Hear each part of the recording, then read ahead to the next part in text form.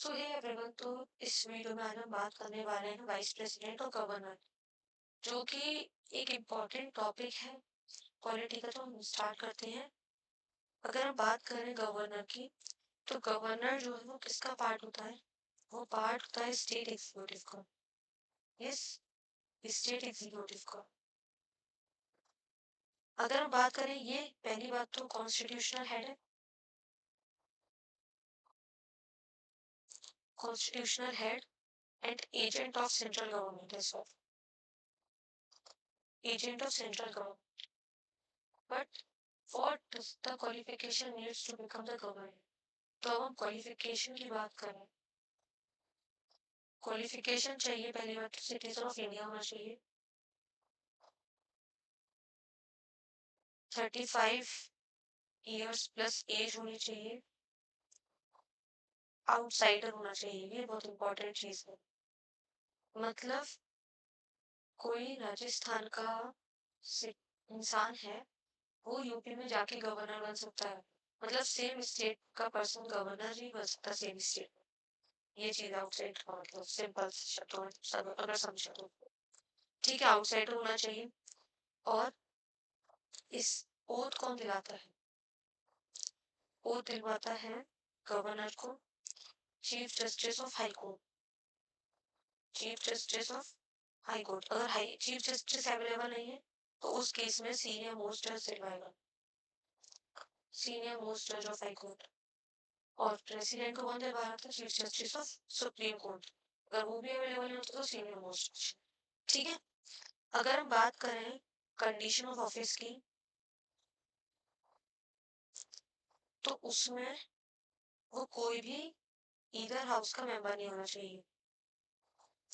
ठीक है। और ना ही कोई ऑफिस ऑफ प्रॉफिट होल्ड करा होना चाहिए। ये हुई कंडीशंस। ठीक है। अब हम बात करें अलाउंसेस प्रिविलेजेस की। प्रिविलेजेस की बात करें तो वो प्रिविलेजेस कौन डिटरमाइन करता है? It is determined by the parliament. It is determined by the parliament. और ये जो अलाउंसेस या प्रिविलेजेस दी जाती हैं, ये डिमिनिश नहीं हो सकती ड्यूरिंग द टर्म। उस टेन्योर के टाइम पे पूरे टर्म में इसको डिमिनिश नहीं किया जा सकता, कम नहीं किया जा सकता। एंड वही सेम चीज है, it is immune from criminal proceedings. और सिविल प्रोसीडिंग्स में 2 मंथ का नोटिस जाएगा, एडवांस नोटिस। ठीक है। और अलाउंसेस जो है, अगर 2 स्टेट के सियासत में बने हैं, लाइक यूटीज का होता है, तो वो दोनों शेयर करते हैं। अलाउंसेस जो है वो शेयर होते हैं बिटवीन 2 और मोर स्टेट्स, जितने के भी हैं वो दो सब आपस में शेयर करेंगे। अब हम टर्म की बात करें, टर्म की बात करते हैं अगर हम, तो इनका टर्म जो है 5 इयर्स का होता है, which is subject to president placement.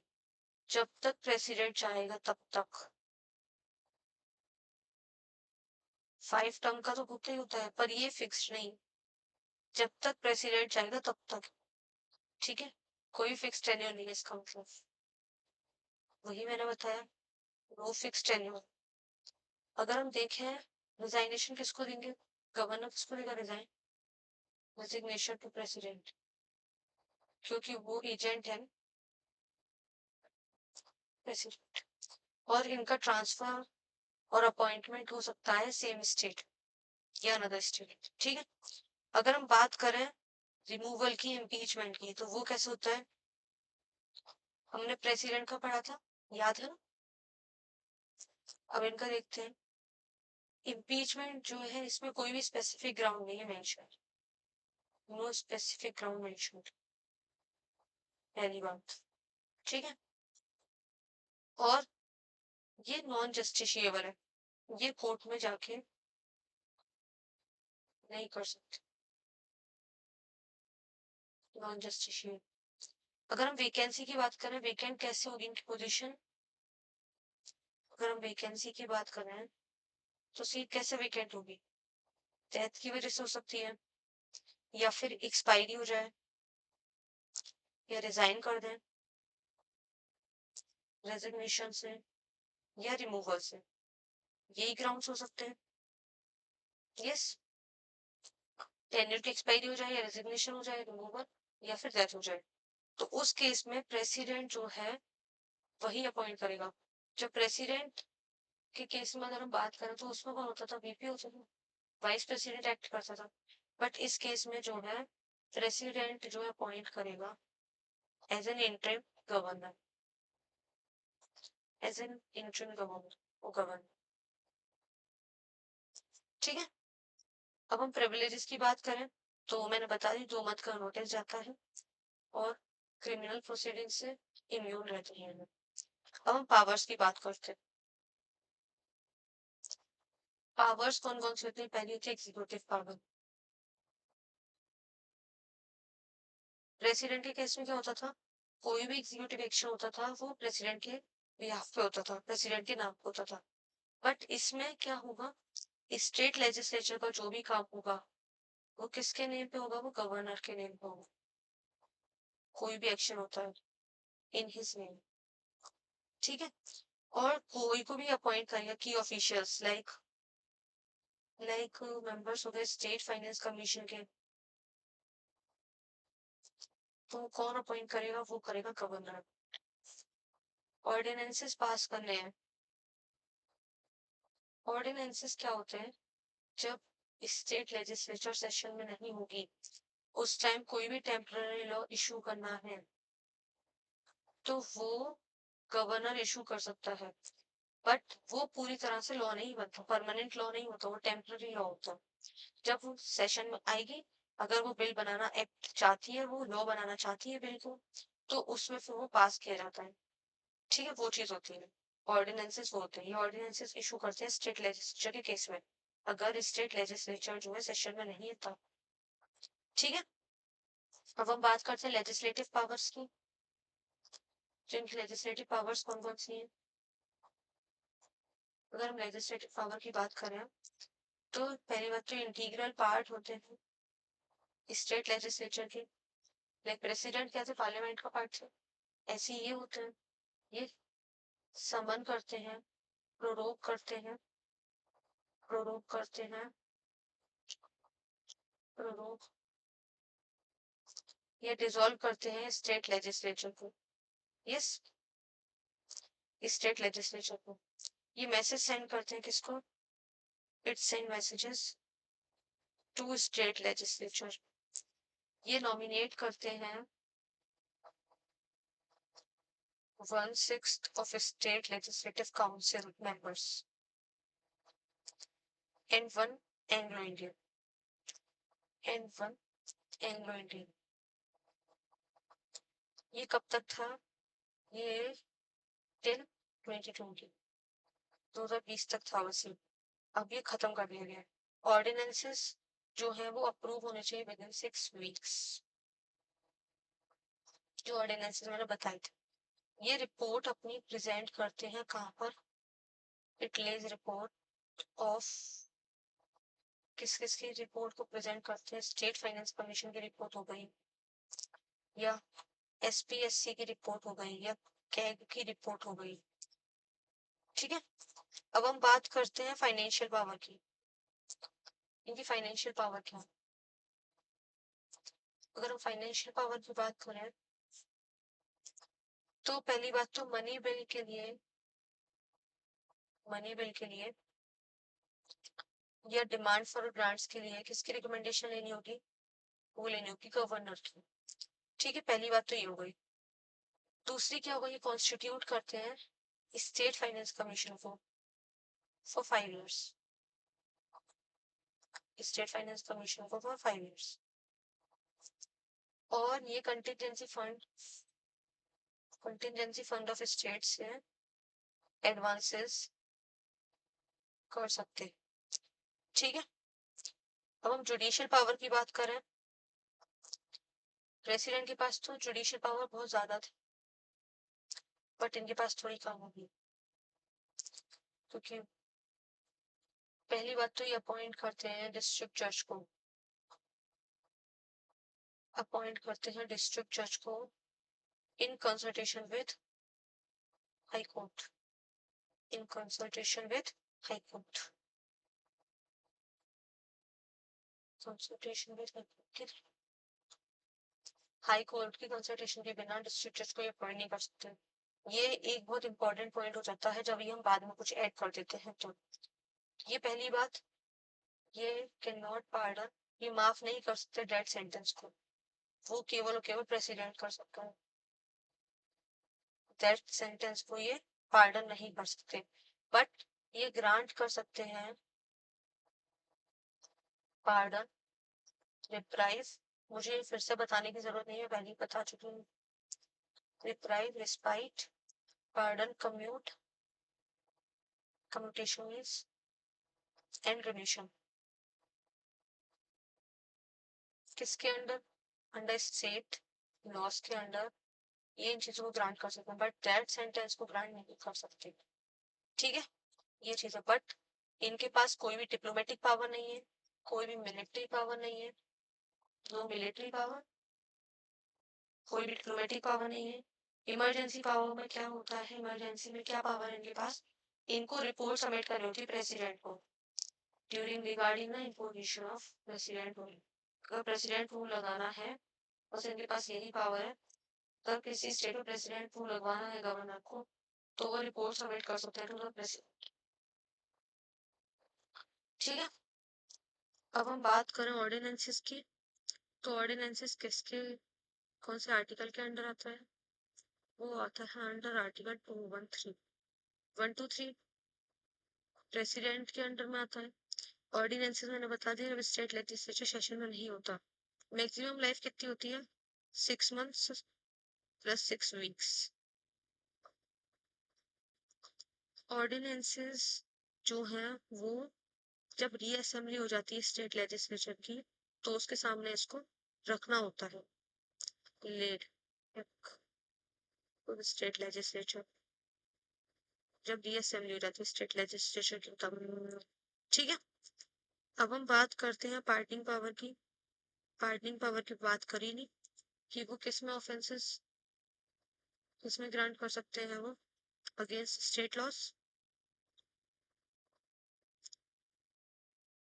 और, पर वो पार्डन नहीं कर सकते हैं डेथ सेंटेंस। ठीक है, ये बात हो गई। अब हम इलेक्शन की बात करते हैं, इलेक्शंस की। अगर हम इलेक्शंस की बात करें, डायरेक्टली इलेक्टेड तो होते नहीं, इनको कौन इलेक्ट करता है? ये पहली बात तो अपॉइंट होते हैं, इलेक्ट नहीं होते। It is appointed by the president. ये एक मेन इंपॉर्टेंट पॉइंट है, इनको इलेक्ट नहीं किया जाता, इनको अपॉइंट किया जाता है। ठीक है, वो भी कौन करता है? प्रेसिडेंट। और ये कहाँ से कॉन्सेप्ट बोरो किया गया है? This concept is borrowed from government of India act 1935। ठीक है, ये पहले तो कैनेडियन मॉडल पे है। और 7th कॉन्स्टिट्यूशनल अमेंडमेंट एक्ट क्या अलाउ करता है? 7th कॉन्स्टिट्यूशनल अमेंडमेंट एक्ट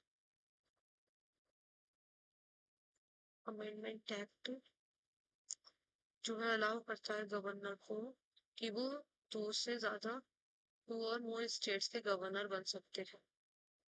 वो कौन अलाउ करता है? वो 7th constitutional amendment act allow करता है। ठीक है, ये हो गई इंपॉर्टेंट चीज। अब हम बात करते हैं वाइस प्रेसिडेंट की।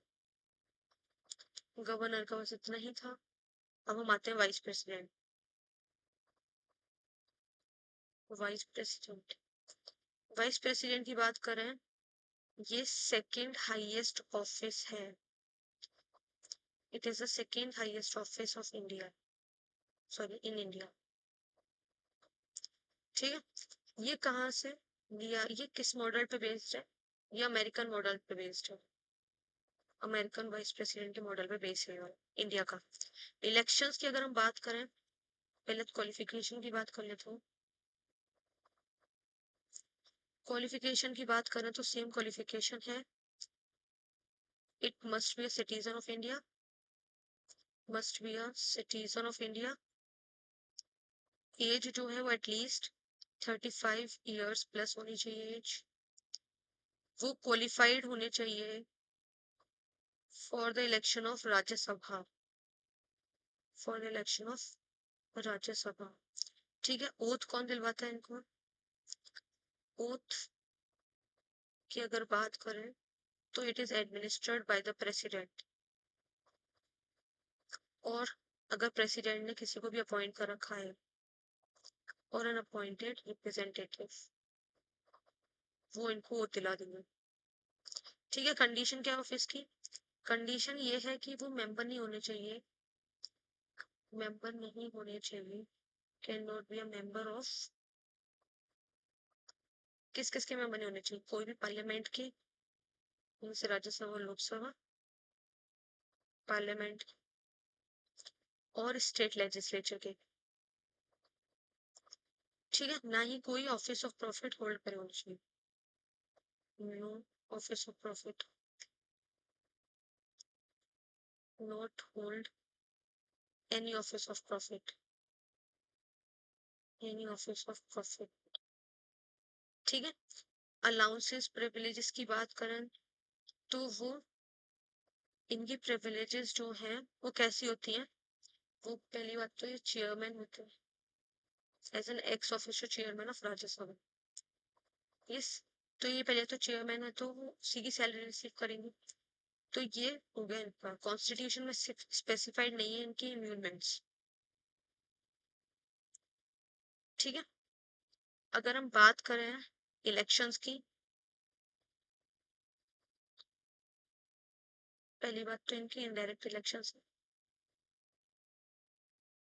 कैसे इलेक्ट होते हैं ये इलेक्ट होते हैं, वोटिंग मेथड है इनका use proportional representation, proportional representation with a single transferable vote, तो single transferable vote and secret ballot होता है। पहली बात ये सीक्रेट बैलेट पे होगा। ठीक है, इलेक्टोरल कॉलेज की बात करें तो इलेक्टोरल कॉलेज में दोनों हाउसेस के, इलेक्टोरल कॉलेज की बात करें बोथ हाउसेस के इलेक्टेड मेंबर्स नहीं, इलेक्टेड मेंबर्स प्रेजेंट होंगे, इलेक्टेड और नॉमिनेटेड दोनों सकते, सॉरी, इलेक्टेड एंड नॉमिनेटेड दोनों सकते, दोनों हाउसेस के। इसमें स्टेट लेजिस्लेचर का कोई भी रोल नहीं। ठीक है, ये हो गई बात, इनको एक्स ऑफिशियो चेयरमैन बोला जाता है राज्यसभा का। ठीक है, अब हम बात करें रिमूवल की, तो ये रिमूव या इम्पीचमेंट इनका कैसे होगा? इनका इम्पीचमेंट या रिमूवल, ये पहली बात तो राज्यसभा के रेजोल्यूशन से ही हो सकता है। तो वो कैसे होगा? With effective majority of, effective majority चाहिए राज्यसभा की, और लोकसभा में जो सिंपल मेजोरिटी चाहिए, तब इनका क्या है, रिमूवल हो जाएगा। ठीक है, और 14 डेज का नोटिस होना चाहिए और ग्राउंड भी स्पेसिफाइड होना चाहिए फॉर रिमूवल। ठीक है, बट कॉन्स्टिट्यूशन में कोई भी ग्राउंड स्पेसिफाइड नहीं है किस बेसिस पे रिमूव करा जा सकता है। अब हम बात करें वेकेंट कैसे हो सकती है इनकी सीट, वैकेंसी कैसे हो सकती है, वही चीज, एक्सपायरी, टेन्योर की एक्सपायरी हो गई या डेथ हो गई या रिमूवल हो गया या रिजाइन कर दिया। ये रिजाइन किसको करेंगे? ये रिजाइन करेंगे प्रेसिडेंट को। ठीक है, ये चीजें हो गई। एक और चीज मैंने बताया था, it act as a president. कब करेंगे एक्ट एज अ प्रेसिडेंट? जब प्रेसिडेंट की सीट वेकेंट हो जाएगी for the period of 6 months, maximum 6 months के लिए। ठीक है, हो गया, ये कंप्लीट होता है। प्रेसिडेंट, वाइस प्रेसिडेंट और गवर्नर, ये वाले टॉपिक्स भी कंप्लीट होते हैं। अब हम नेक्स्ट टॉपिक पे आते हैं जल्दी से जल्दी, इस सीरीज को बहुत जल्दी खत्म करना है। तो अब हम मिलते हैं नेक्स्ट वीडियो में। ये बहुत शॉर्ट में समझाया गया है तो प्लीज इसको पूरा देखिएगा एंड तक, बिल्कुल भी इसमें लापरवाही नहीं करिएगा। और इस चैनल को अच्छे से सब्सक्राइब कीजिए, लाइक कीजिए, कमेंट कीजिए और शेयर कीजिए, क्योंकि इससे मोटिवेशन आएगा, मैं और अच्छे से काम कर पाऊंगी आप लोगों के। इतने कम टाइम में आपको मैं पढ़ा पा रही हूँ, मुझे भी पहले पीछे पढ़ना पड़ता है ना?